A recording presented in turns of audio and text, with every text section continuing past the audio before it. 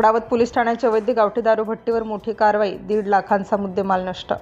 चोपडा तालुक्यातील अडावत पोलीस ठाण्याच्या हद्दीत गावठी हातभट्टी दारू तयार करणाऱ्या अड्ड्यांवर जिल्हा पोलीस अधीक्षक श्रीकांत दिवरे, अप्पर पोलीस अधीक्षक अशोक नखाते, चोपडा पोलीस विभागीय अधिकारी सुनील पाटील यांच्या मार्गदर्शनातून पोलीस निरीक्षक खंडारे यांच्यासह पथकाने धडक कारवाई केली आहे। पांढरी शिवारातील नाल्याच्या काठी सुरू असलेल्या अवैध दारू भट्टीवर छापा टाकून पोलिसांनी एकूण 1,51,000 रुपयांचा मुद्देमाल जागेवरच नष्ट केला आहे। मिळालेल्या गोपनीय माहितीच्या आधारे पोलीस पथकातील police constable 109 Kiran Ramesh Shirsat, police उपनिरीक्षक सचिन नागरे, सहायक फौजदार 2570 Jitendra Sonawane, police head constable Sheshrao Tore, police head constable 253 Bharat Naik, police constable 11-3 Bhushan Rajendra Chavan, Pradeep Patil यांनी पांढरी नाल्याच्या काठी धाड टाकली।